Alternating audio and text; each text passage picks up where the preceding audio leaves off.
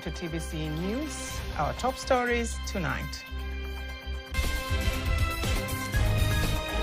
President Samia appoints new Commissioner General of Prisons.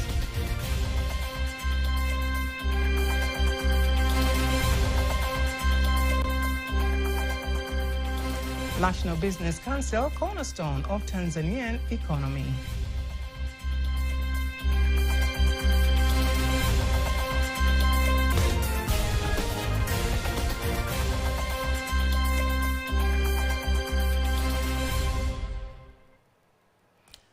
Good evening once again. I'm Agnes Tuniga. You can also follow us live via our YouTube channel, TBC Online, and also get all the latest news through our Instagram, Facebook, and X pages at TBC Online. President Samia Suluhu Hassan has appointed a new Commissioner General of Prisons, CGP. According to the statement issued by the Chief Secretary, Ambassador Dr. Moses Kusiluka, Commissioner of Prisons Jeremiah Katungu has been promoted to Commissioner General of Prisons, CGP, and appointed as the new Commissioner General of Prisons. Katungu replaces CGP Mzee Ramadhani Nyamka, who has retired. His appointment commences on July 28, 2024. President Samia Suluhu Hassan says Tanzania's economy has been resilient and continues to grow despite various global economic challenges. Speaking at the 15th meeting of the Tanzania National Business Council, TNBC, at the State House in Dar es Salaam, President Samia says in 2023, Tanzania's economy grew by 5.2% compared to 4.7% in 2022. Faida Ngaga has more. Since its establishment in 2001, the Tanzania National Business Council, TNBC, has been instrumental in delivering regulatory and policy reforms at national and regional levels. Today, the 15th meeting of the Council is held by the State House in Dar es Salaam, and this is where the representative of the chairman of Tanzania Private Sector Foundation, TPSF, Ali Amour, says beside the cooperation that TNBC has to strengthen, TNBC has the task to drive Tanzania into a more competitive economy by engaging effectively both the public and private sector in development initiatives. Kupitia kauli mbiu ya mkutano huu, through the theme of this meeting, we all know that the world is in the fourth industrial revolution. And as a nation, if we want to have a competitive economy, then we must be champions of the revolution.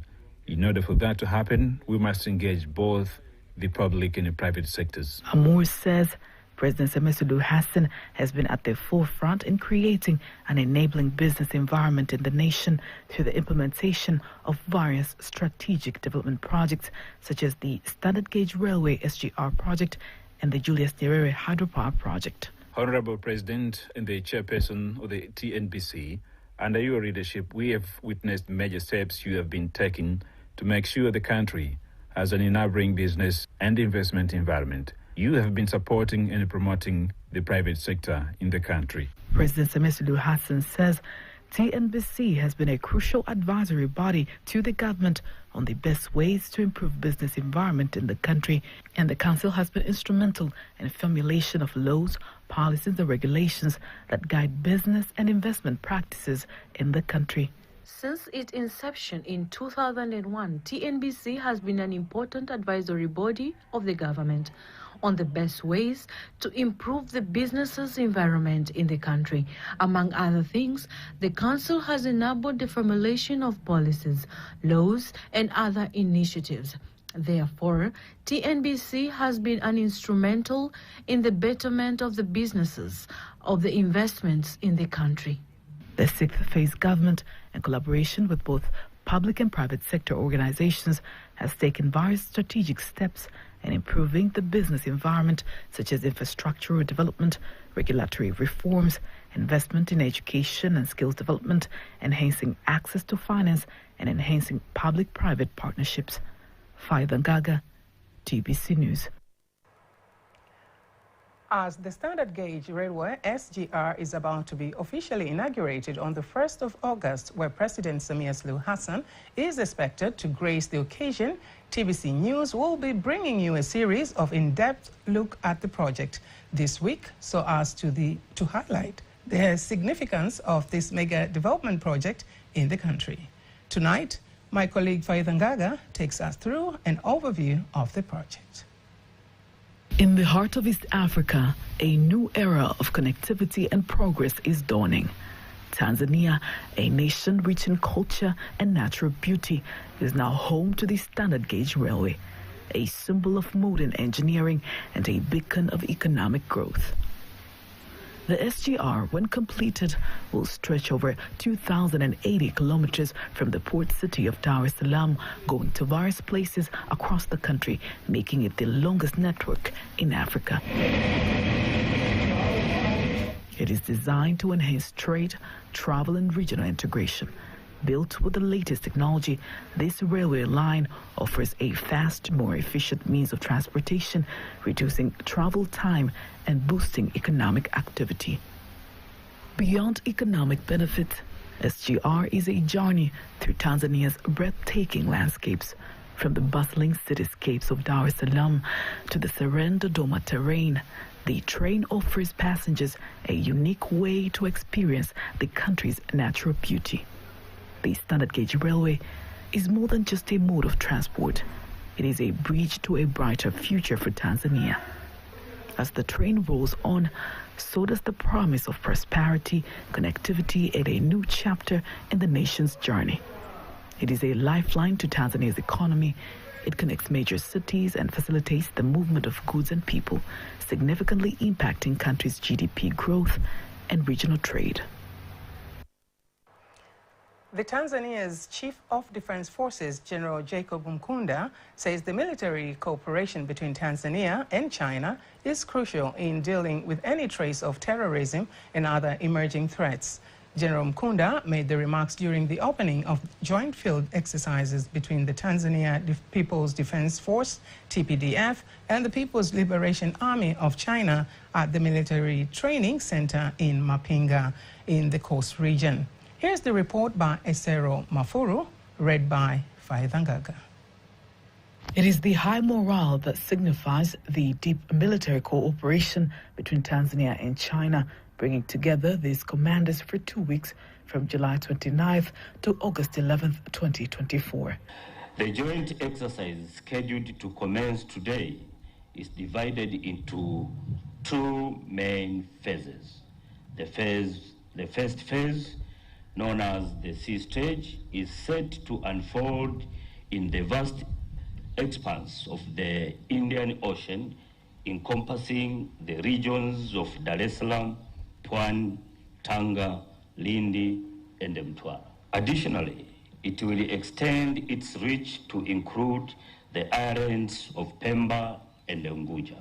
China, a long-term partner of Tanzania, believes that the joint exercise will add value to the security measures to the regional peace and security.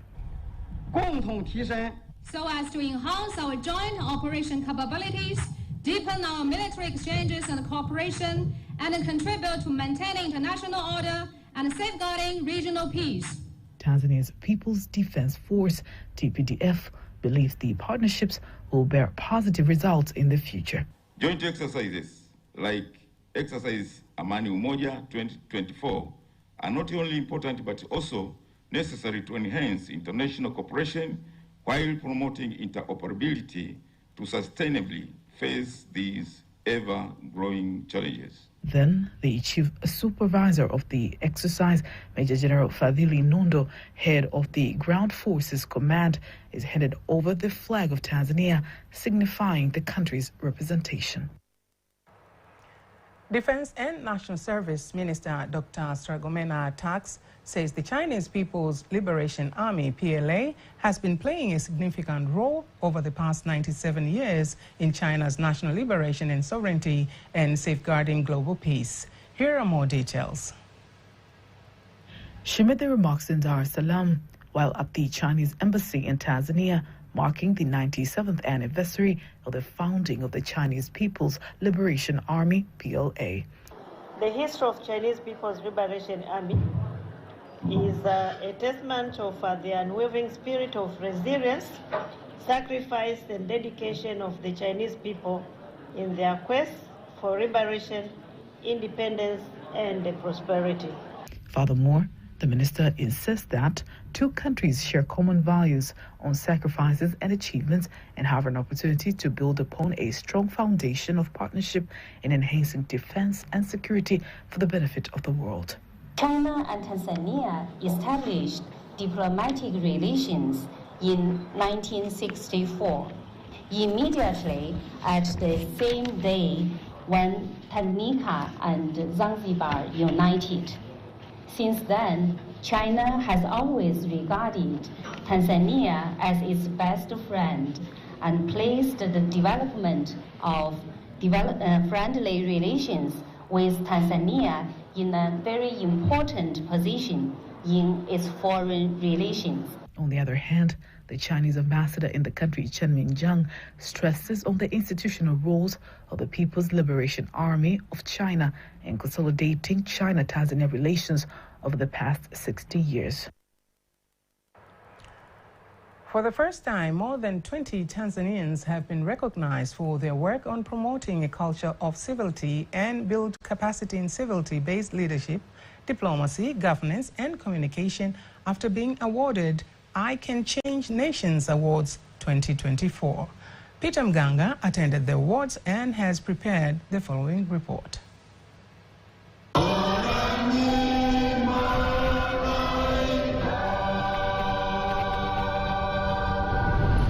I Change Nations, ICN, is an international organization based in the United States and present in more than 155 countries around the world and affiliated with several other organizations and chambers of commerce.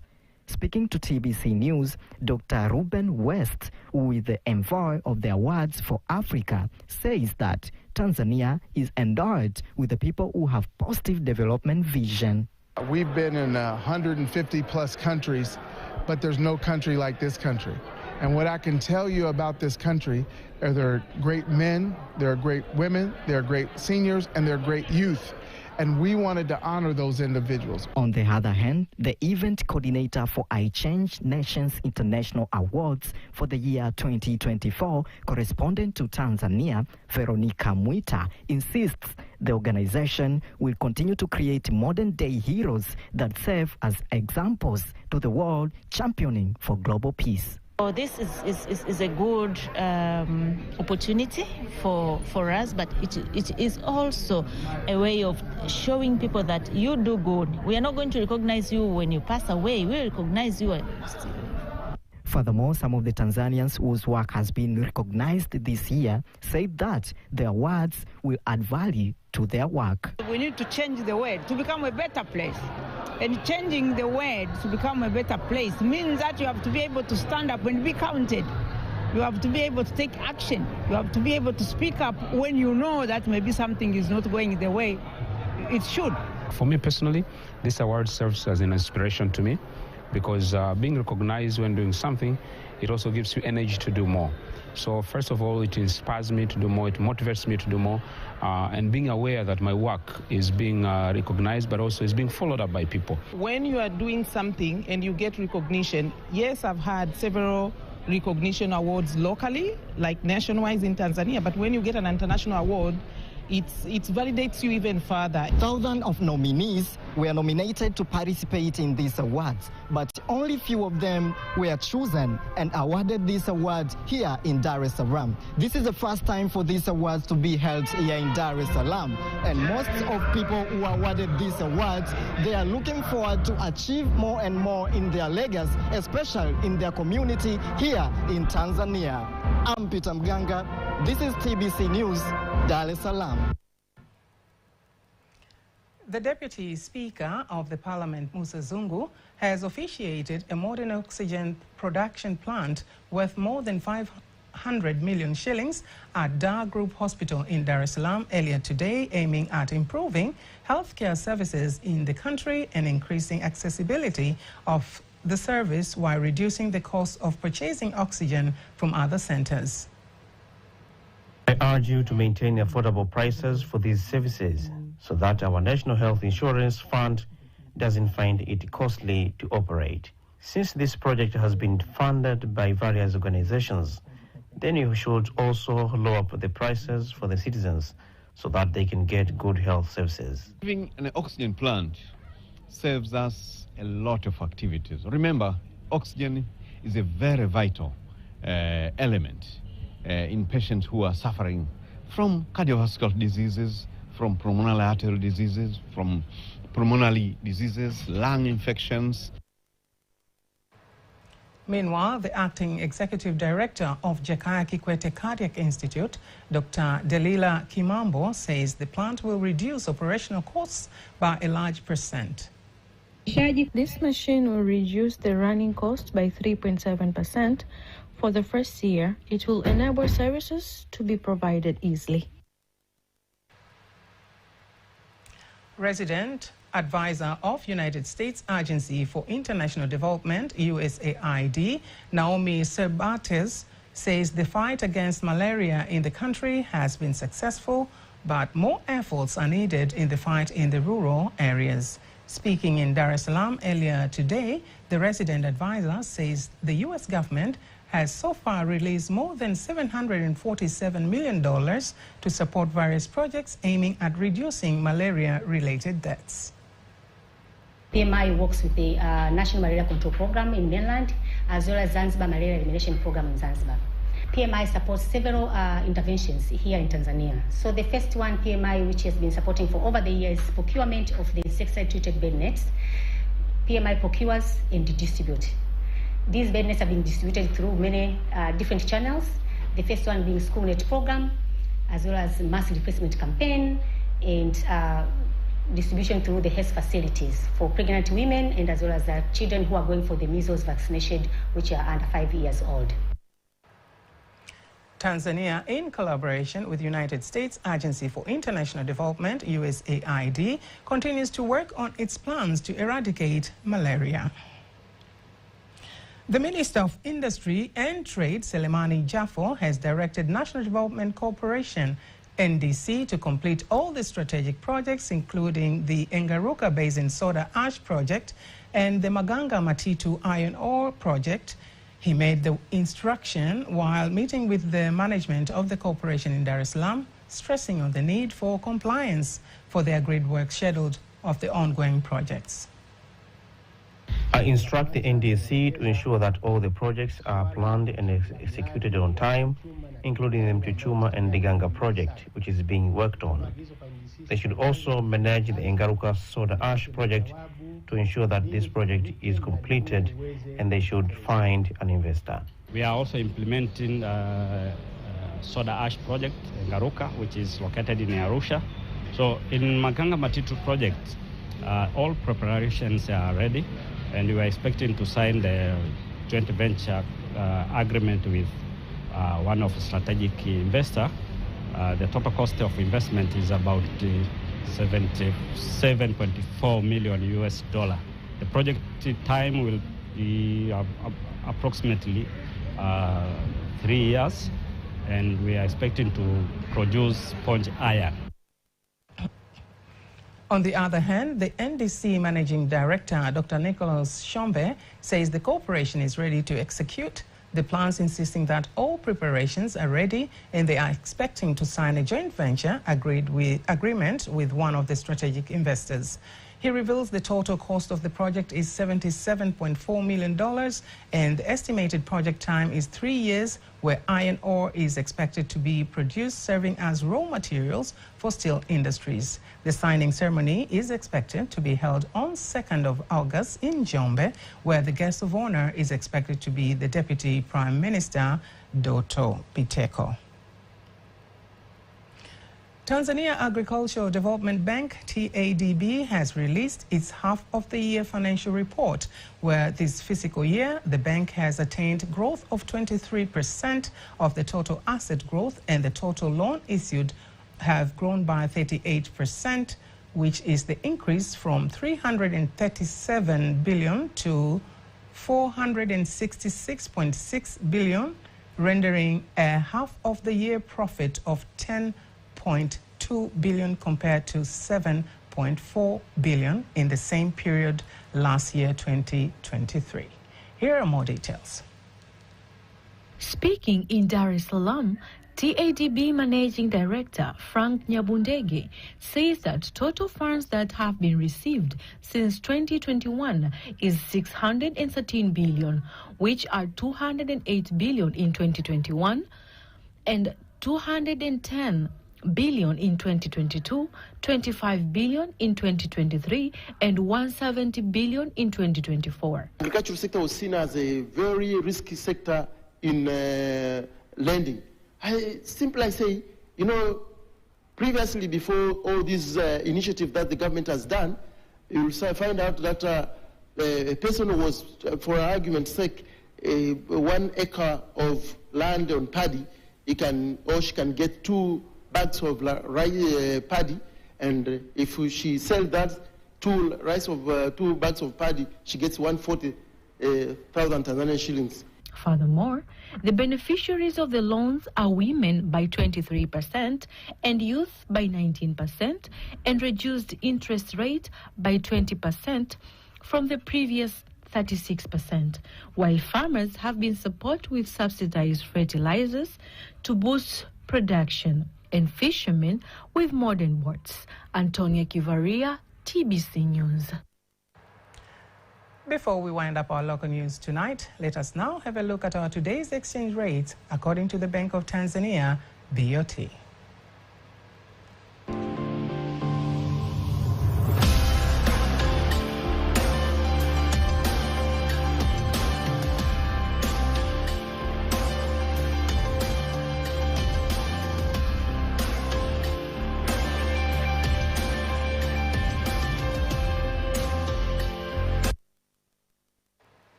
Don't miss TBC News every weekday to know all the latest in exchange rates. Time now for all the latest in international news.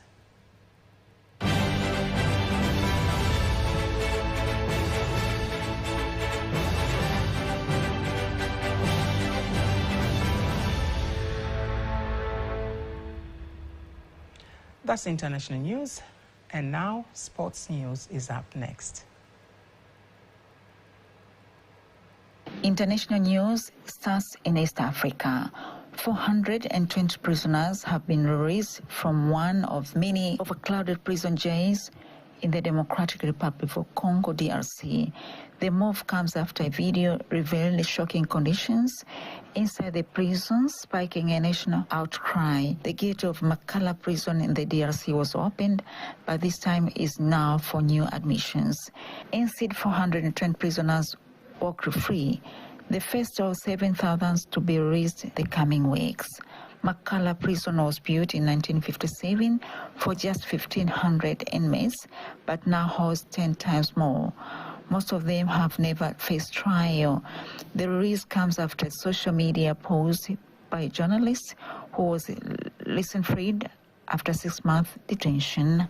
It shows a message to prisoners sleeping on the crowded floors, drinking from buckets, and often suffering from various diseases. From East Africa to the southern part of the continent, South African former President Jacob Zuma has been expelled by the African National Congress Party, ANC.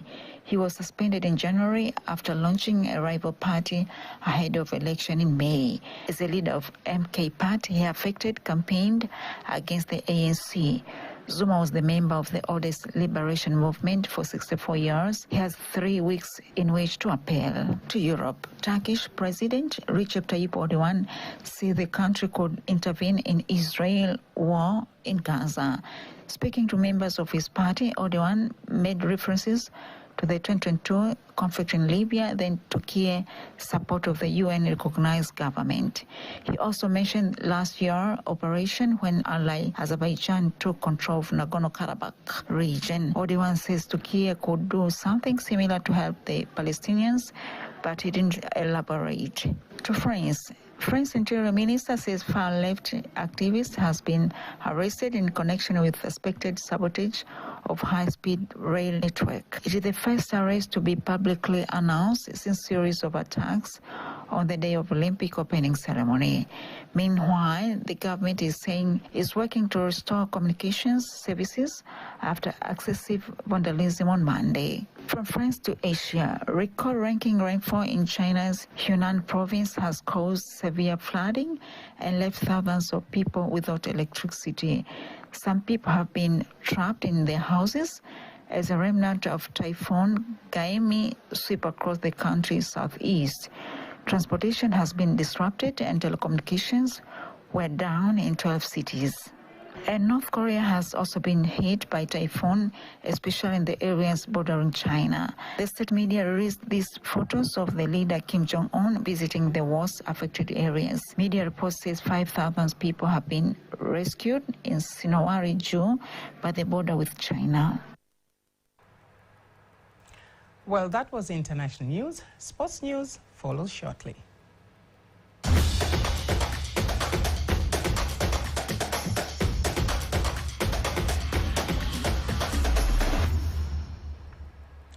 And in sports news, former Young Africans spokesperson Haji Manara believes that the friendly match against the Kagame Cup champion Red Arrows from Zambia in celebrating Young Africans Day will be an exciting moment for the club's fans and football stakeholders as they prepare for the Tanzania Premier League and CAF Champions League next season. Manara told journalists in Dar es Salaam that the match against Zambian champion Red Arrows will give players and technical bench another good test before they take on their arch-rivals Simba in the Community Shield match, as both teams have been working hard to prepare for the match. The quality that the players and leaders they set, we as fans should go and support them by entering the stadium. It will be difficult for the quality of Young Africans. Then you see others on the streets. What we are doing is to make sure the stadium is full. I'll be very surprised. Let's go, Ananchi. Let's go. It's your day. Watanzania wenzangu, raha ipe mwenyewe. Younger Africans is in South Africa for Toyota Cup Championship as they defeated Kaizer Chiefs by 4-0, while Simba Sports Club are in Egypt enjoying pre-season matches gearing up for Tanzania Premier League and CAF Confederation League next season. For the second day running, pollution in the river Seine forced the cancellation of swimming training for triathletes on Monday morning. Tests showed the water quality remains below an acceptable standard after heavy rain in Paris on Friday and Saturday. Significant rainfall can lead to untreated sewage being washed into the river. Given the improved weather forecast, organizers are confident the water quality will return to the required standard before the scheduled start of the triathlon competitions on Tuesday. And that is sports news. And now, before we conclude the news bulletin for tonight, let's take a look at our weather update for the next 24 hours.